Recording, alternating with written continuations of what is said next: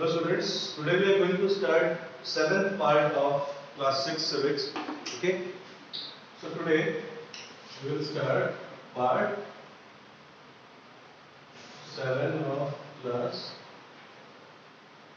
6 civics. Okay, and the name of the chapter which we are studying currently is what is government. Okay, हम इस time पे पढ़ रहे हैं what is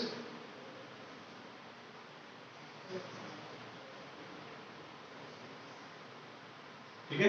तो गवर्नमेंट के केस में जब हम बात कर रहे हैं, ठीक है, तो पहले हम इसकी शुरुआत करेंगे कि हमने पार्ट 6 में क्या क्या चीजें इसमें पढ़ी, ठीक है। whatever we have discussed in part 6 we will first revise it, ठीक है। so before रिवीजन से पहले ये जान लेते हैं कि हमने कौन कौन से टॉपिक्स को पढ़ा है, ठीक है। तो जो पहली टॉपिक जो हमने कवर किया था वो ये था What is law and government, ठीक है। लॉ और गवर्नमेंट एक दूसरे से कैसे रिलेटेड है, ठीक है, हमने ये जानने की कोशिश की थी। How law and government both the things are related with each other, we were discussing this, ठीक है। हम इसी चीज के बारे में डिस्कशन कर रहे थे अपना, ठीक है, कि गवर्नमेंट लॉज कैसे बनाती है, कैसे लॉज का फॉर्मेशन होता है, किस बेसिस पे कौन से लॉ बनाए जाते हैं, ठीक है। Perfect. So basically government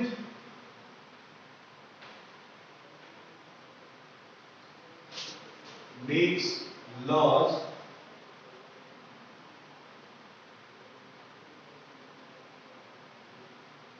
in order to maintain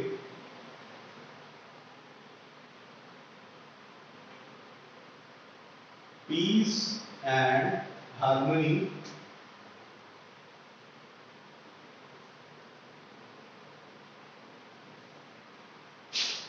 in our country, ठीक है।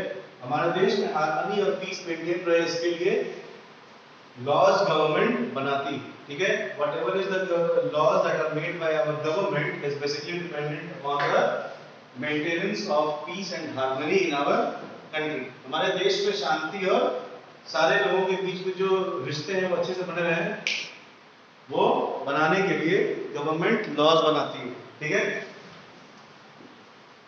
सो लॉज बेसिकली कुछ नए बनाए जाते हैं और कुछ पुरानों को मॉडिफाई किया जाता है, ठीक है। some of the laws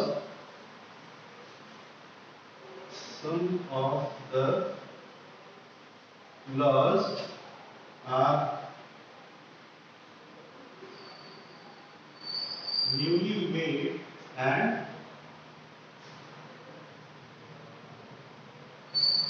some of them are modified,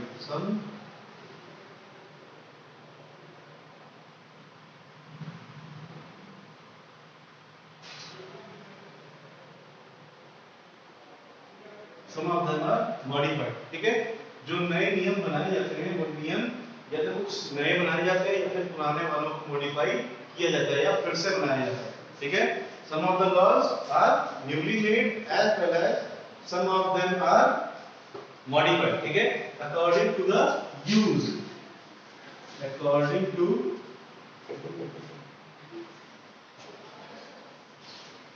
requirement, ठीक है।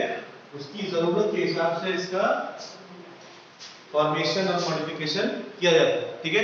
सो जब भी हम लॉ मेकिंग की बात करते हैं, ठीक है, whenever there is a discussion about law making, ठीक है, तो ये सारी चीजें हमारे दिमाग में सबसे पहले आनी चाहिए, ठीक है, कि गवर्नमेंट जो है वो लॉज बनाती है ताकि हमारे देश में सुख शांति मेंटेन रहे, हार्मनी एंड पीस मेंटेन रहे, ठीक है। After that some of the laws are newly made and some of them are modified according to the requirement, ठीक है। यूज के हिसाब से और रिक्वायरमेंट के हिसाब से बेसिकली लॉज को मॉडिफाई या नया बनाया जाता है, ठीक है।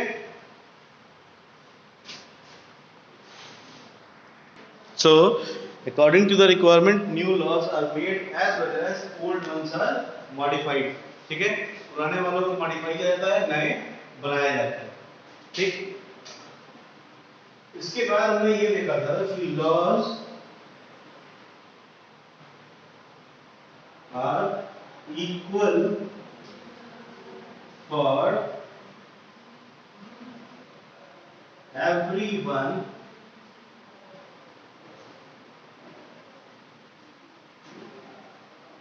इन आवर कंट्री। हमारे देश में जो नियम बनाए जा रहे हैं, लॉज बनाए जाते हैं, ठीक है, वो सबके लिए बराबर होते हैं, ठीक है। अगर वो किसी एक बड़ी फैमिली से बिलोंग करता है या फिर किसी मिनिस्टर के फैमिली से बिलोंग करता है, फिर भी then also these laws are equal for everyone, ठीक है, ये नियम सबके लिए बराबर है।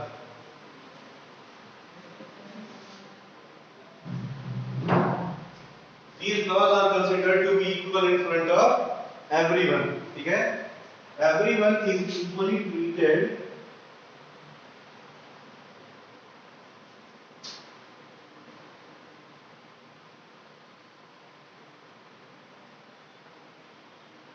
before law, ठीक है। नियमों या कानून के आगे सबको एक जैसा ट्रीट किया जाता है, चाहे वो किसी भी कैटेगरी से, किसी भी क्लास से, किसी भी फैमिली से बिलोंग करे, ठीक है। ये हो गया involvement of government in making the laws, ठीक है। इसके बाद हमने देखा था फॉर्म्स ऑफ गवर्नमेंट।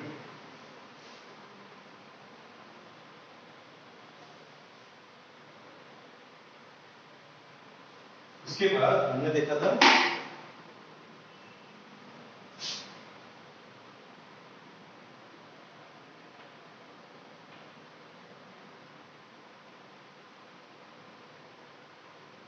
ठीक है, फॉर्म्स ऑफ गवर्नमेंट में बेसिकली हमने दो गवर्नमेंट की बात की थी, ठीक है, जिसमें से एक के बारे में हम पढ़ रहे थे, ठीक है, और उस एक टाइप की गवर्नमेंट जिसके बारे में हम पढ़ रहे थे उसका नाम था मोनार्की, ठीक है। तो मोनार्की के बारे में मैंने क्या बताया? It is a type of government in which the richest family is considered as the ruler or the owner of a state or country, ठीक है। जो सबसे अमीर घराना होता है, अमीर फैमिली होती है, ठीक है, उसको किसी भी स्टेट का, किसी एरिया का रूलर घोषित कर दिया जाता है। कैसे? क्योंकि उनकी जितनी भी प्रॉपर्टी है, ठीक है, उस पूरे स्टेट की या उस पूरे एरिया की, ठीक है, वो सारे इन्हीं फैमिलीज को बिलोंग करते हैं, ठीक है। So, in this type of government,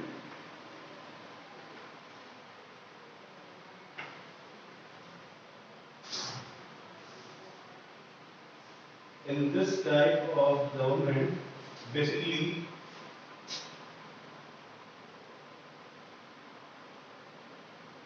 the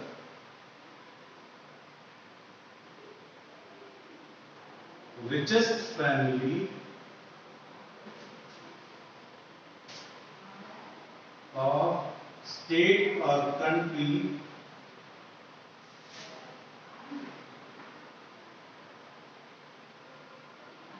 is considered, state or country is considered as ruler or owner of the state or country, ठीक है। बेसिकली क्या होता है कि मोनार्की की गवर्नमेंट में, मोनार्की टाइप ऑफ गवर्नमेंट में जो भी रिचेस्ट फैमिली होती है या फिर जो अमीर फैमिली होती है, उनके मेंबर्स को, ठीक है, और उन फैमिलीज को बेसिकली किसी एक पर्टिकुलर देश का या किसी एक पर्टिकुलर स्टेट का ओनर या रूलर घोषित कर दिया जाता है या बना दिया जाता है। क्यों? क्योंकि जितनी भी प्रॉपर्टी है, जितनी भी जमीन है वहां की, ठीक है, whatever is the resource available in that state or country that belongs to these families, ठीक है। That is why in monarchy these families and the eldest family members of these families are considered as the rulers, ठीक है, उन्हीं को राजा या फिर ruler कहते हैं। जो सबसे बड़ा मेंबर होता है परिवार का, बड़ा मतलब in age wise one who is considered as the eldest of the family is considered as the ruler or king, ठीक है, राजा या किंग उसको बना दिया जाता है, ठीक है। So monarchy is a type of government in which the richest family is considered as the ruler of the state or country, ठीक है। पूरे स्टेट का या कंट्री का रूलर उसी को बनाया जाता है जो रिचेस्ट फैमिली से बिलोंग करता है, ठीक है। After this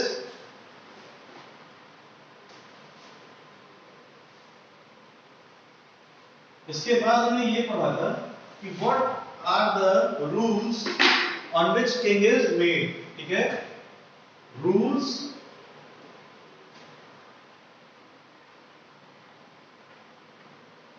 followed by people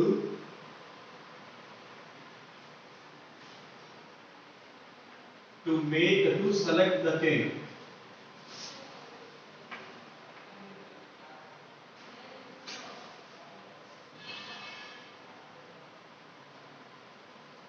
ठीक है। राजा बनने के लिए या फिर राजा को सेलेक्ट करने के लिए ऐसी कौन सी क्राइटेरिया थी, ठीक है, ऐसे कौन से रूल्स थे जिनको फॉलो उस टाइम के लोग किया करते थे, ठीक है। So basically this is our agenda that we have to discuss what was the rules और what was the criteria to select the king, ठीक है। तो क्वालिटीज की बेसिकली बात होती है कि ऐसी कौन सी क्वालिटीज है, ठीक है, जो किसी के भी अंदर होनी चाहिए ताकि वो ऐसा रूलर सेलेक्ट किया जा सके, ठीक है। What are the qualities that are to be selected, that are to be in a individual for becoming a king, ठीक है। किसी के भी अंदर ऐसी कौन सी क्वालिटीज होनी चाहिए ताकि उसको राजा बनाया जा सके, ठीक है। सो हम सबसे पहली क्वालिटी की बात करते हैं। The king must have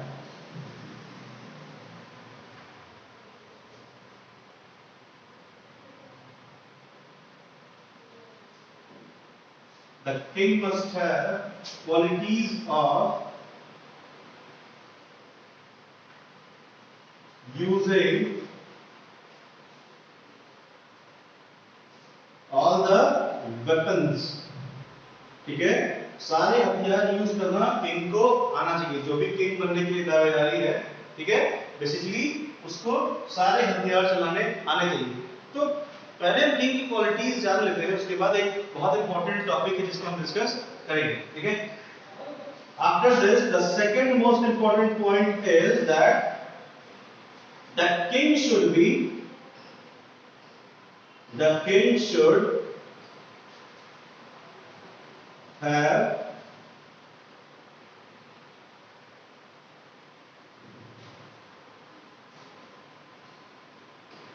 good leadership skills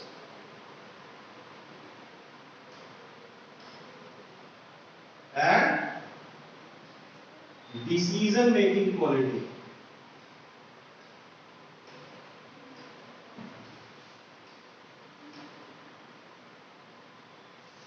ठीक है।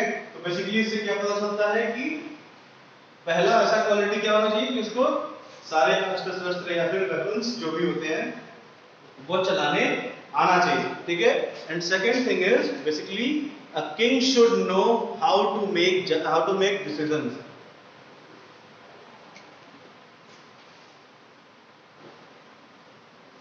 ठीक है। So the king should be have a good leadership skill, ठीक है। उसके पास लीडरशिप स्किल अच्छी होनी चाहिए, ठीक है। अगर लीडिंग करनी है उसको, अगर राजा बनना है तो he should have a good leadership skill along with decision making quality, ठीक है। अगर कोई भी चीज का डिसीजन उसको बना लेना है, ठीक है, if he has to make any decision regarding any kind of work that is to be done in his kingdom, ठीक है, he should be very good at that, ठीक है। उस चीज पे या डिसीजन मेकिंग में उसको परफेक्ट होना चाहिए for becoming a good king, ठीक है। अच्छा राजा बनने के लिए एक अच्छा डिसीजन मेकिंग क्वालिटी होनी चाहिए। After this the third point is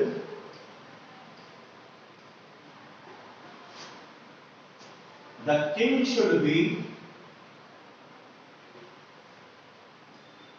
having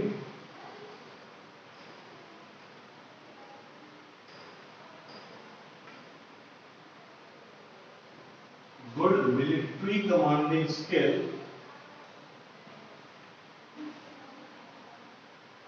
okay, to never get defeated,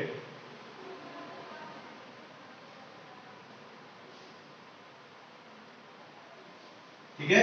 राजा के पास पास एक अच्छी सेना, ठीक है, और सेना को हैंडल करने की जो क्वालिटी होती है, ठीक है, that is known as military commanding skill, ठीक है।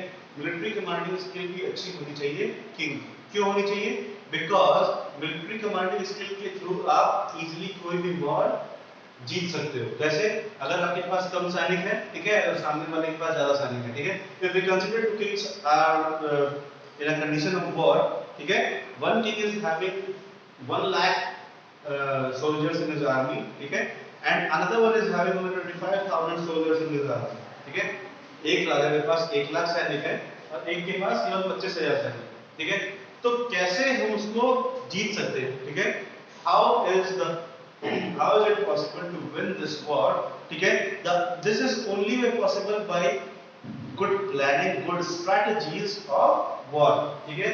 अगर हम एक अच्छी स्ट्रेटजी, एक अच्छा प्लान बनाते हैं, ठीक है, ताकि हम उस वॉर को इजीली जीत सकें, ठीक है, then only we are going to defeat all those 1 lakh soldiers, ठीक है, in the opposition army, ठीक है, जो कि दूसरे राजा के आर्मी है, ठीक है, उनको किस तरह से हमें हराना है, ठीक है, ये भी स्किल्स जो है एक राजा के अंदर होनी चाहिए, ठीक है, ताकि वो इजीली कोई भी वॉर को हारे ना, ठीक है। Not to get defeated, he should have a very good military commanding skills, ठीक है। After this, when we move on to the next point in this quality section, then the next point is basically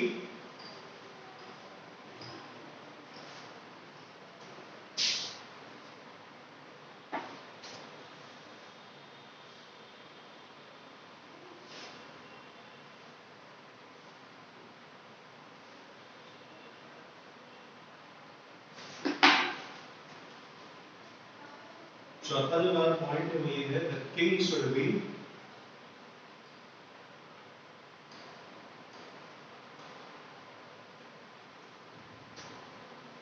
kind, generous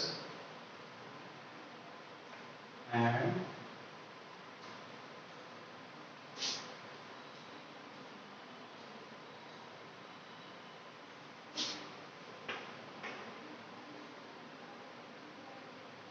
always ready to face any problem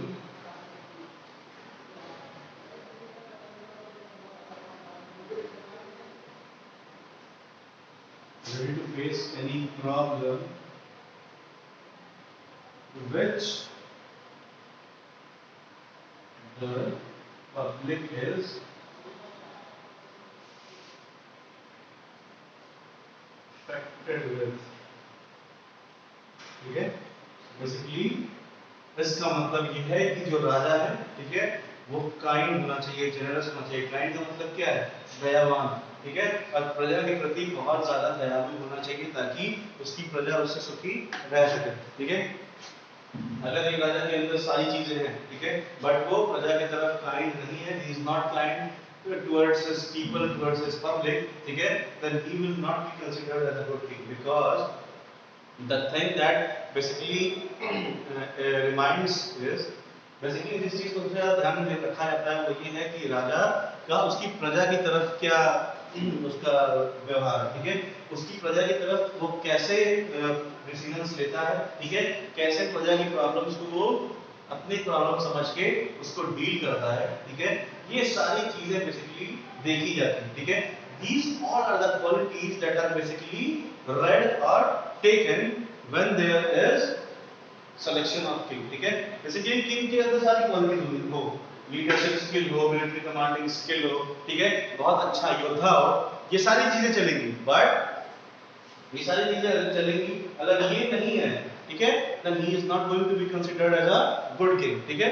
अगर उसके अंदर ये kind, generous और always ready to face, मतलब कि जनता की कोई भी परेशानी है, ठीक है, प्रजा की, तो उस परेशानी को अपनी परेशानी समझने वाला, मतलब कि ये है इसका कि बेसिकली अगर कोई प्रॉब्लम उसके राज्य में आई है, ठीक है, तो उस राज्य का उस प्रॉब्लम का सॉल्यूशन खोजे, ठीक है, और इजीली उस प्रॉब्लम को खत्म कर सके, रोक सके, ठीक है।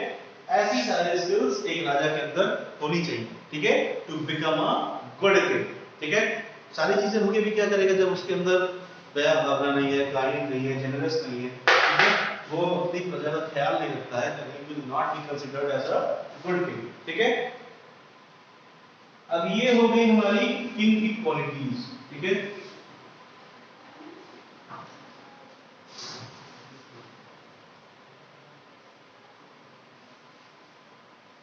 आफ्टर दिस, इसके बाद हम ये पढ़ेंगे what are the rules that are being followed for selection of king, ठीक है। रूल्स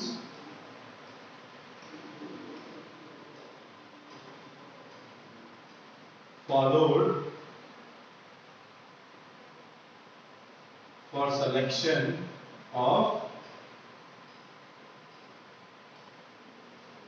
न्यू किंग, ठीक है। नए राजा को सेलेक्ट करने के लिए कौन से नियम हैं, ठीक है, जो फॉलो किए जाते हैं, या फिर कैसे नए राजा का सिलेक्शन होता है। अगर पुराना राजा मर जाता है या फिर उसकी डेथ हो जाती है, ठीक है, तो उसके बाद जो नया राजा बनेगा उसके लिए क्या क्या क्राइटेरिया हैं, ठीक है, बेसिकली, और कैसे सेलेक्ट किया जाए, ठीक है।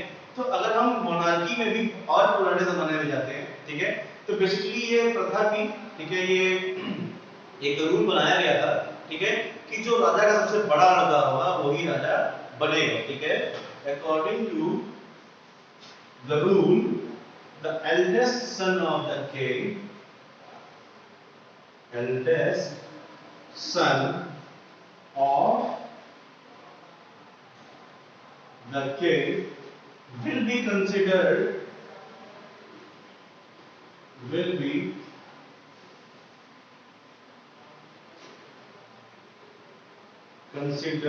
as the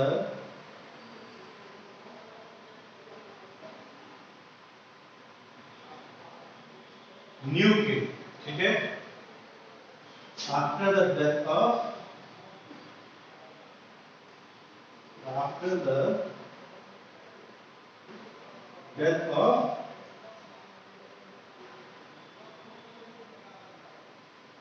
ओल्ड king, ठीक है। जो राजा है उनकी डेथ के बाद जो उनका सबसे बड़ा बेटा होगा, ठीक है, उनको एज अ किंग पीपल, जो राज्य की प्रजा है, ठीक है, वो देखना चाहती थी, ठीक है। They considered the eldest son of the king to be the new king after the death of old king, ठीक है। पुराने राजा की मृत्यु के बाद जो सबसे बड़ा लड़का हुआ करता था, ठीक है, उसको बेसिकली राजा घोषित करते थे, ठीक है। The eldest son was considered as the king after the death of his father, ठीक है। सो बेसिकली होता क्या था इसके लिए पहले तो बहुत इसके लिए परेशानियां आ जाती थी, क्योंकि जो कई बार जो एल्डेस्ट सन हुआ करते थे, सबसे बड़े बेटे हुआ करते थे राजा के, सॉरी, जो सबसे बड़े लड़के हुआ करते थे राजा के, ठीक है, वो बेसिकली कई बार सही नहीं होते थे, ठीक है, प्रजा उनको लाइक नहीं करती थी, ठीक है। बेसिकली इसी चीजों की वजह से इस रूल को खत्म करना पड़ा बाद में, ठीक है। कुछ राज्यों में पहले ये रूल था, ठीक है, कुछ राज्यों में बाद तक भी था, but after some time, after some of the decades, this rule was abolished, ठीक है। बाद में इस रूल को बंद कर दिया गया, ठीक है। इसके बाद एक नया रूल बना, ठीक है, और जो नया रूल था वो ये था, amongst the children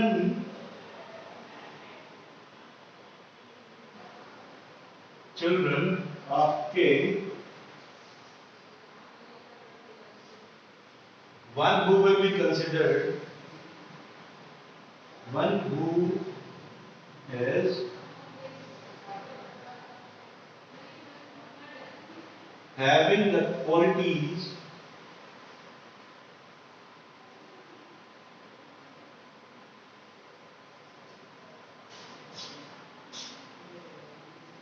of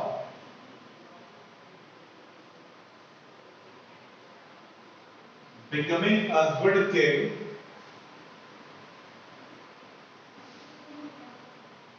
will be considered as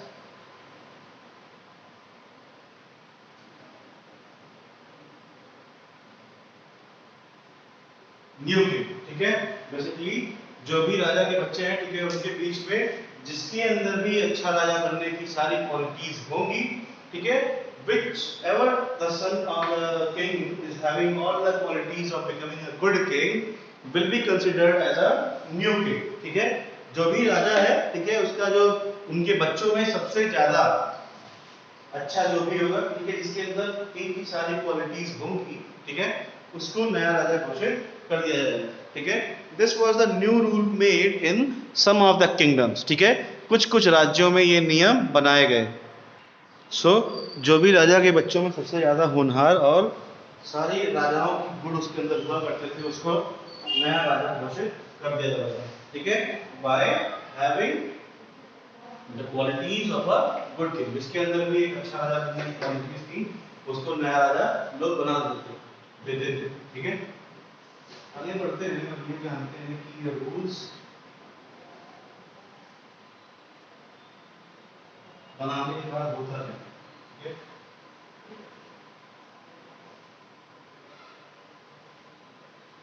So the reason behind making of these rules was to reasons behind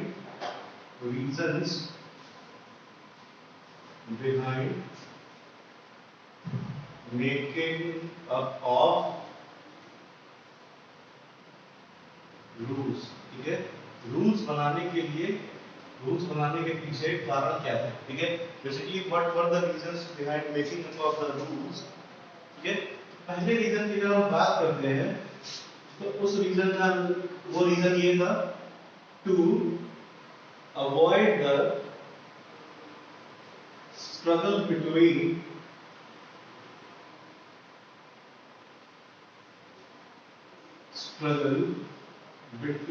the sons of king, ठीक है, for becoming a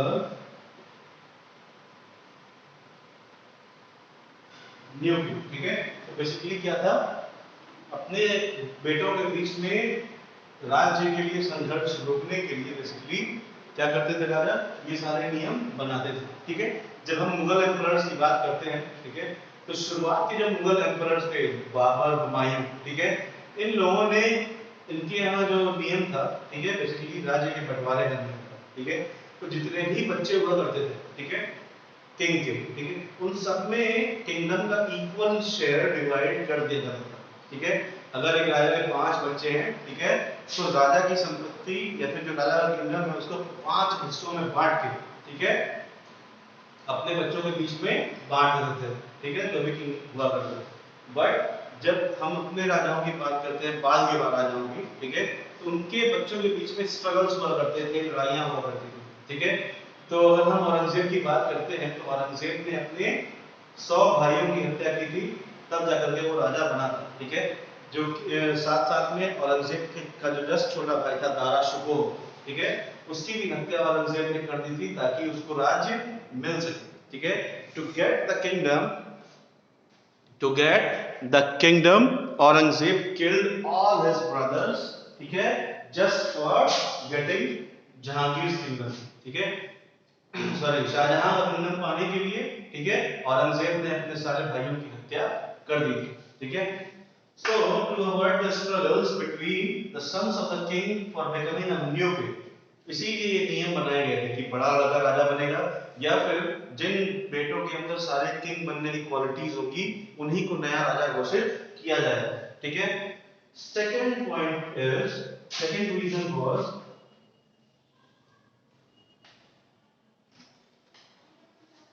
to make sure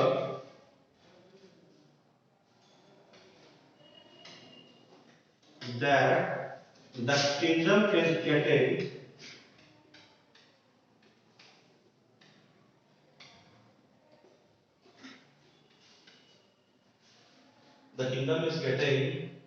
a good king after a good king, ठीक है। इसका basically मतलब ये है कि ये भी जानने के लिए कि उस राज्य में जो नया राजा बनने वाला है, ठीक है, वो राजा पुराने राजा की तरह न्यायप्रिय, ठीक है, दयालु और काइंड हार्टेड है या नहीं, ठीक है। बेसिकली इन सारी चीजों को चेक करने के लिए, ठीक है, पुराना वाला जो राजा था उसके जैसा ही नया राजा बना है कि नहीं, ठीक है, राजा के अंदर वो सारी क्वालिटीज हैं या नहीं, ठीक है, ये सारी चीजें पता लगाने के लिए भी ये सारे नियम बनाए गए थे, ठीक है, ताकि इजीली ये सारे नियमों का यूज करके नए राजा को चुना जा सके, ठीक है। So this was the reason behind making up of so much rules for selection of a king, ठीक है। सिलेक्शन, एक किंग की सिलेक्शन के लिए बेसिकली जो भी इतने सारे नियम बनाए गए थे, ये इसीलिए बनाए गए थे ताकि एक अच्छा राजा चुना जा सके या बनाया जा सके, ठीक है। To make a selection of a good king these rules were made, ठीक है। इसको हम एक और वर्ड्स में लिख सकते हैं कि to select a eligible and king, eligible king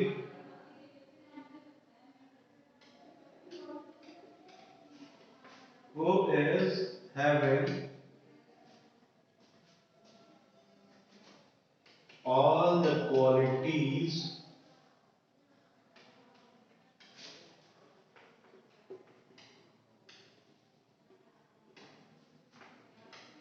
of a new king, ठीक है।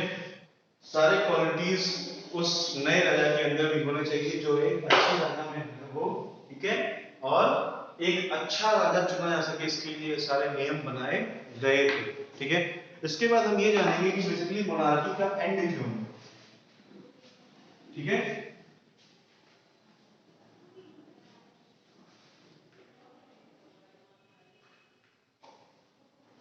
अब तो हमें ये पता है ना कि मतलब मोनार्की होती क्या है। मोनार्की का मतलब राजतंत्र, ठीक है, जब राजाओं का रूल हमारे कंट्री में चलता था, ठीक है, when the kings were the rulers of our country and they were used to make the laws that were being followed by the public of that time, ठीक है।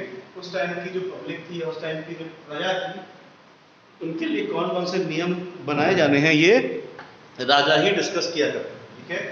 तो जो हमारा अगला टॉपिक है वो है reasons behind declaration of monarchy, reasons behind declaration bracket में एंड, ठीक है, ऑफ, ठीक है, मोनार्की का एंड कैसे हुआ, ठीक है, और उसके एंड होने का कारण क्या था, ठीक है, ये सारी चीजें हम अब जानने की कोशिश करेंगे, ठीक है। सबसे पहला reason behind the declaration of monarchy was lack of resources and kingdoms, control over kingdoms,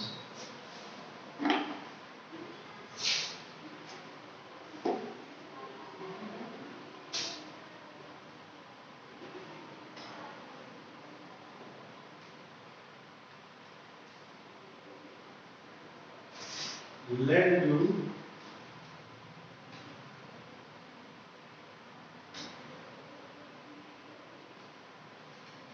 the declaration of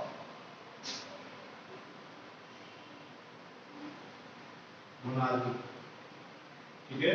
monarchy के खत्म होने के पीछे कारण क्या था, बेसिकली रिसोर्सेज की कमी होना। रिसोर्सेज का मतलब क्या है, तो राज्य जो थे, ठीक है, बाद में क्या हुआ, कई सारे राज्य राजाओं को हार गए, ठीक है, जो राजा हुआ करते थे वो अपने राज्य को हारते गए, ठीक है, और राज्य जो था वो दूसरे दूसरे राजाओं के कंट्रोल में आने लगा, ठीक है। और बेसिकली उस टाइम पे ब्रिटिश रूल इंडिया में शुरू हो चुका था, ठीक है, और ब्रिटिशर्स ने सारे राज्यों पे कब्जा कर लिया, ठीक है, और इसी वजह से lack of resources and control over the kingdoms led to the declaration of monarchy, ठीक है। मोनार्की को खत्म होने का बेसिक कारण यही था कि राजाओं का अपने राज्य पर से कंट्रोल खत्म हो गया, ठीक है। जो उसकी राजा की जनता जो थी, ठीक है, जो प्रजा थी, प्रजा ने राजा के खिलाफ विद्रोह करना स्टार्ट कर दिया। ठीक है, विद्रोह का मतलब ये था कि उनके खिलाफ लड़ाई करनी शुरू कर दी, उनके खिलाफ बोलना शुरू कर दिया। ठीक है, और जब जनता ही सपोर्ट में नहीं रहेगी तो कोई भी राजा राज्य नहीं कर पाएगा। ठीक है, and this reason made the kings to end up their kingdoms. ठीक है, और इसी वजह से जब जनता लड़ने लगी राजा से, ठीक है, और इसी के कारण मोनार्की का एंड हुआ। ये पहला ऐसा कारण था जिसकी वजह से मोनार्की खत्म हुई या राजतंत्र का खात्मा हमारे देश में शुरू हुआ। ठीक है, कि जनता ने विद्रोह करना राजा के खिलाफ स्टार्ट कर दिया। ठीक है, people started revolting against the king.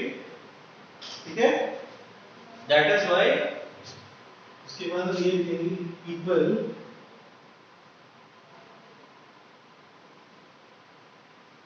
started to revolt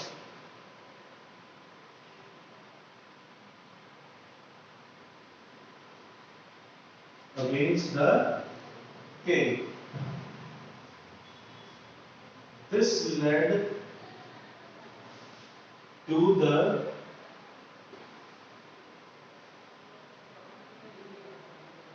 end of monarchy। ठीक है, मोनार्की के खत्म होने का ये भी एक कारण था कि जनता राजा के खिलाफ आवाज उठाने लगी। ठीक है, जनता ने राजा के खिलाफ विद्रोह करना शुरू कर दिया, जिसके कारण से राजा का जो राज्य था वो खत्म हो गया और राजतंत्र खत्म होने लगा। ठीक है, इसके बाद हम तीसरे पॉइंट पे आते हैं। तीसरे पॉइंट में ये है, ठीक है, बेसिकली कि the British colonial rule,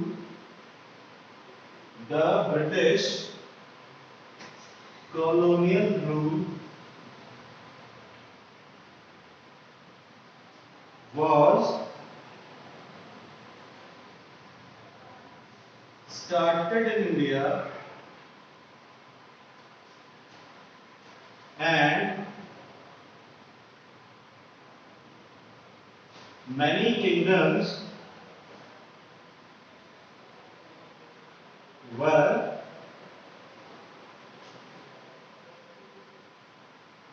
made under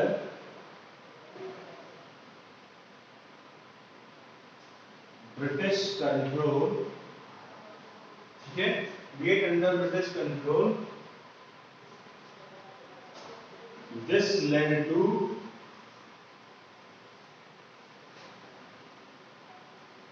end of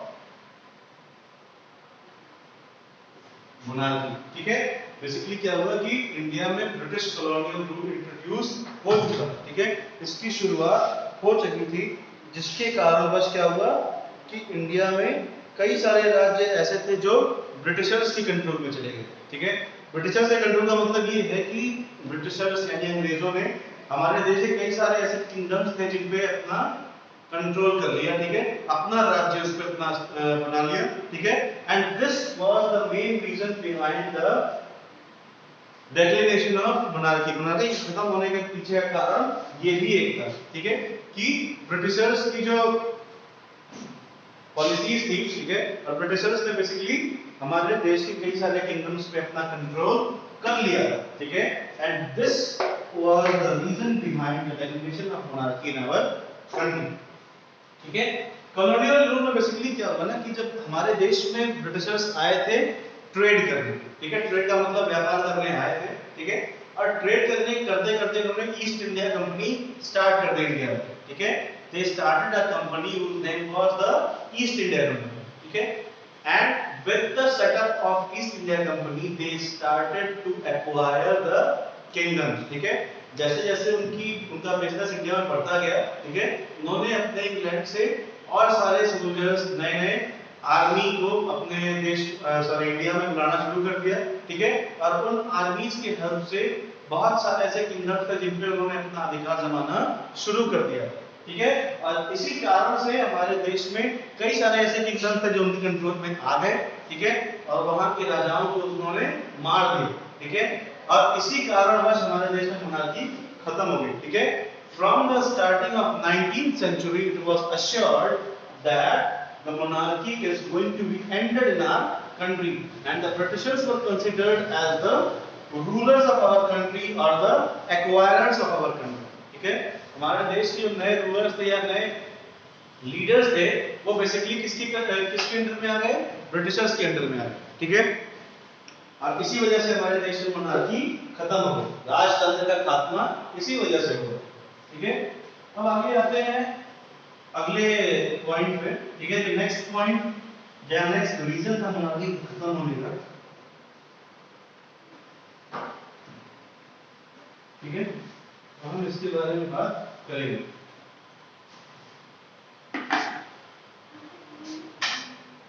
So the fourth reason behind the declaration of monarchy was some of the kings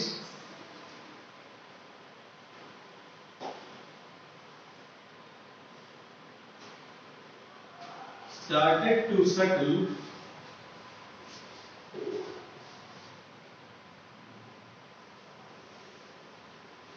in foreign countries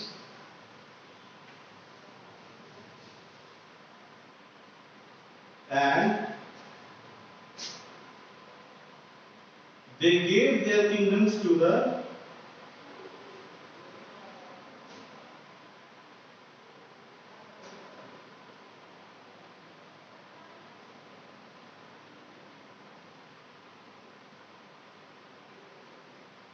Britishers, ठीक है। ब्रिटिशर्स को उन्होंने अपना राज्य सौंप दिया, जिसके कारणवश हमारे देश में किंगडम्स की कमी हो गई, ठीक है। किंगडम्स कम हुआ तो ब्रिटिशर्स ने अपने नए नए रूल्स लागू कर दिए हमारे देश में, ठीक है। और इन नए नए रूल्स की वजह से ही ब्रिटिशर्स का जो प्रभाव था हमारे देश में बढ़ गया, और that is the only reason behind the starting of colonial rule of Britishers in India and the declaration of monarchy in India, ठीक है। मोनार्की खत्म होने का बेसिक कारण ये भी था, ठीक है। एक तो जनता का रिवॉल्ट करना, जनता का विद्रोह करना, दूसरा ब्रिटिशर्स से कई सारे राजाओं ने हाथ मिला लिया और अपना राज्य उनको सौंप दिया, ठीक है। And this was the reason behind the declaration of monarchy in India, ठीक है। मोनार्की खत्म होने के पीछे का कारण था ये, ठीक है। So this was the four reasons behind the declaration of monarchy, ठीक है। कल हम एक नए टाइप की गवर्नमेंट का स्टार्ट करेंगे जिसका नाम था डेमोक्रेसी, इसका नाम है डेमोक्रेसी, ठीक है। हमारे देश में आज भी डेमोक्रेसी ही चलती है, ठीक है। तो हम इसकी बात कल करेंगे, ठीक है। तब तक हम आज का होमवर्क डिस्कस कर लेते हैं कि हमारा आज का होमवर्क क्या है। So your today's homework is to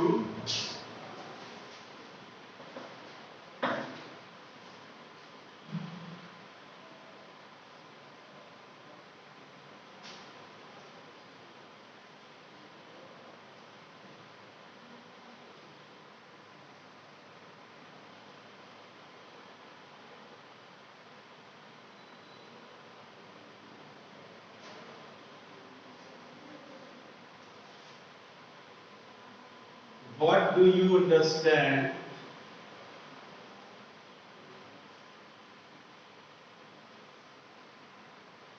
by word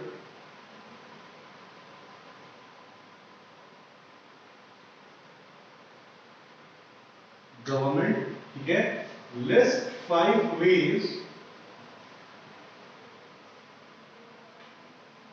in which you think the government affects your daily life, in which you think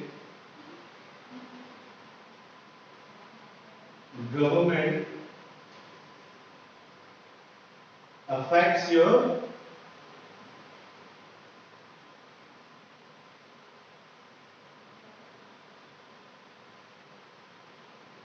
daily life, ठीक है। पहला क्वेश्चन ये है हमारा, ठीक है। So this was all about today's lecture, okay. The rest of the topics of this chapter will be discussed in the next part, part 8 tomorrow, okay. Till then, start preparing for your quarterly exams and complete the homework, because these homeworks are very important as the point of view of your exams, ठीक है। आपके exam के point of view से ये homeworks बहुत ज्यादा important है, ठीक है। Don't try to learn big answers, because the form of the exam is multiple choice question, okay.